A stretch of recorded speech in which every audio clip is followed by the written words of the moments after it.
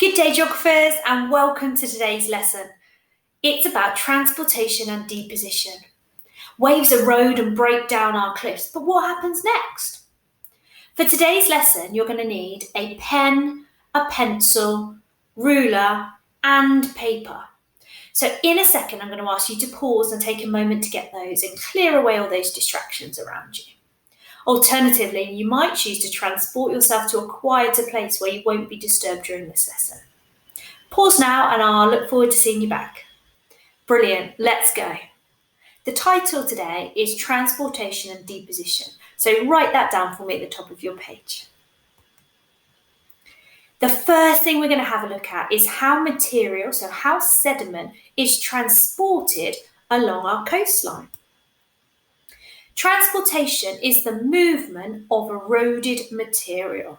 So take 10 seconds now to make sure you've got that key term written down on your piece of paper. Let's just remind ourselves about wave action. As the waves move up the beach, we call this swash.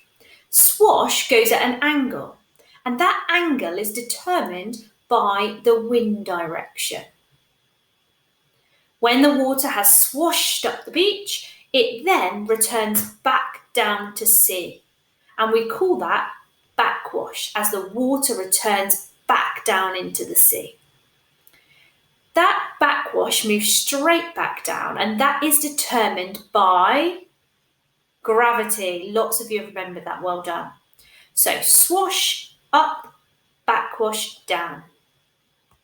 But swash and backwash don't happen on their own. So let's see how they work together to create longshore drift.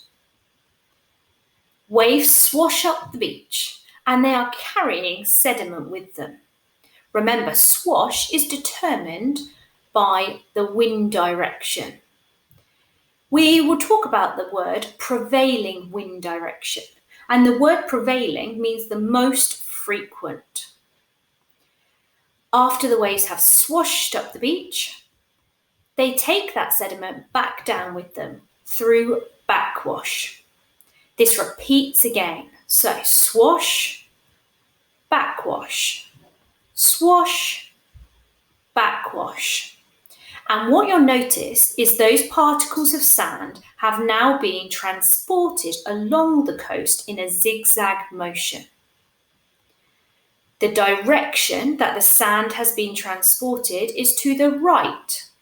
So longshore drift is moving sediment in this image to the right, which is the direction of the prevailing wind. So that's longshore drift, but let's get the correct definition for it written down now. So longshore drift is the zigzag movement of sediment along the coastline. Pause if you need a few more seconds to complete that. Right, your turn. Which two processes make up longshore drift? Swash, abrasion, or backwash? Make sure you write down 2 words now. Right, what did you get? Did you get swash and backwash? Abrasion is an erosion process, so not correct. The direction of longshore drift is determined by what? 5 seconds now, make your decision. Right, tell me. 1, 2, 3. Yes. So the direction of longshore drift is determined by the prevailing wind. What does gravity determine? Yes, gravity determines the backwash, which goes straight back down the beach. Right, final question.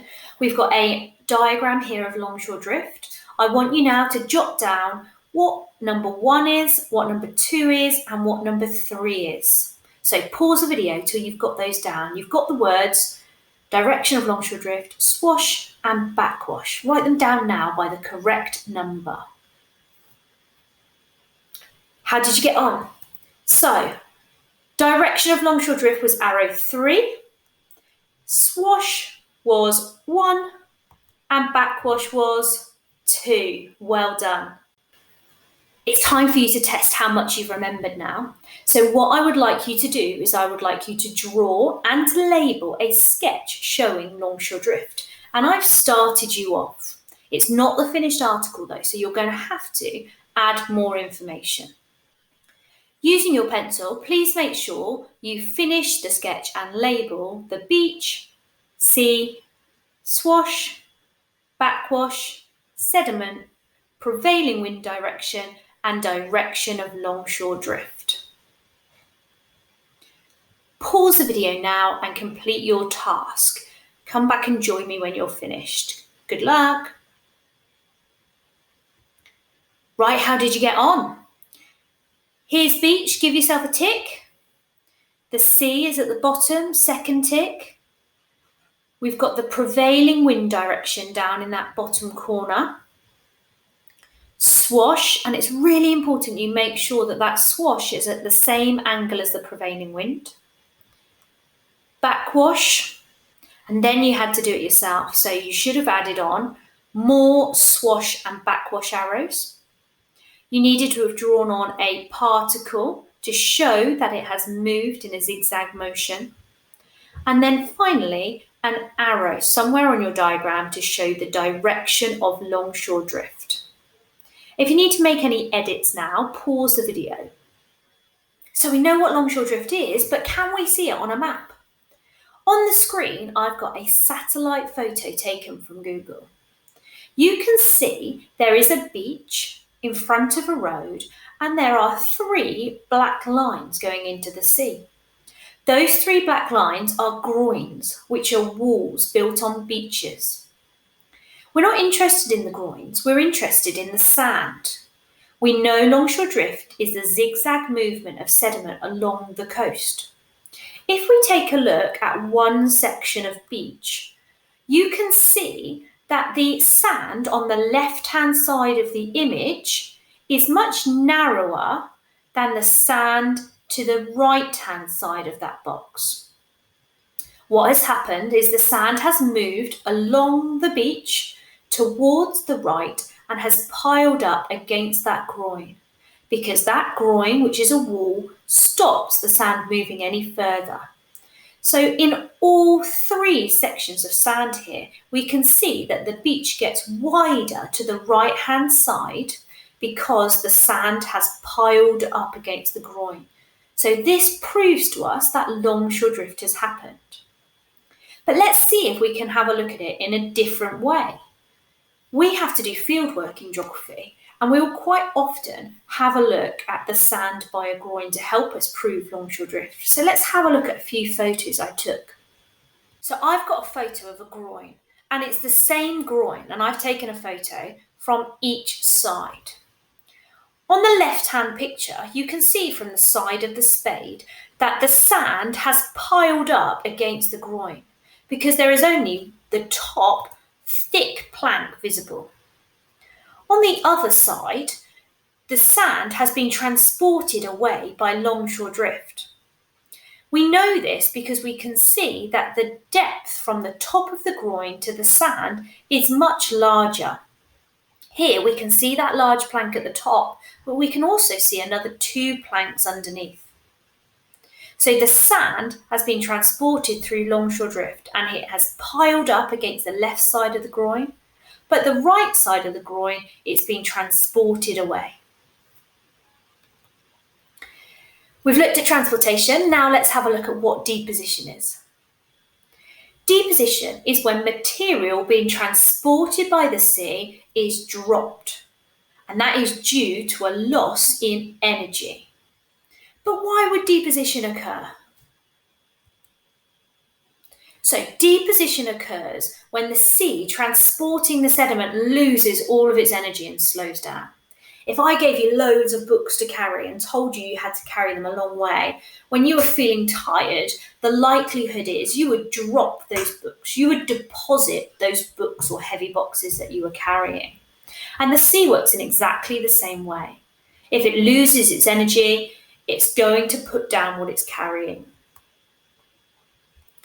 Deposition is linked with constructive waves.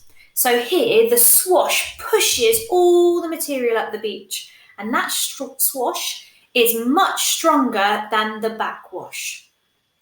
So deposition occurs when we have constructive waves. When else is deposition likely to occur? When waves enter an area of shallow water. When waves enter a sheltered bay, and if they do enter a sheltered bay, then they're likely to deposit the sand, creating a beach. So that's why we have lots of beaches in bays. When there is little wind, when a river flows into the sea, that will also reduce wave energy because the river water comes this way, the sea water is coming that way, and they collide. Just like if two cars collided, they would lose their energy, their speed would be reduced. And you need a good supply of sediment nearby. Right, let's test you. So deposition is linked with which waves? Write down the first letter for me now. Really quickly, 3, 2, 1. You got it, didn't you? So deposition is linked to constructive waves. Deposition is putting things down.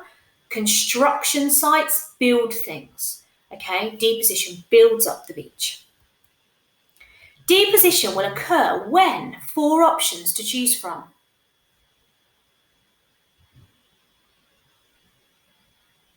Let's see what you've got.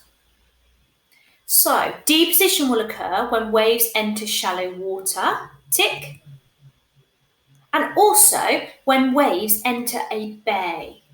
Okay, the headlands shelter the sea, so the wind drops and you get deposition occurring in a bay.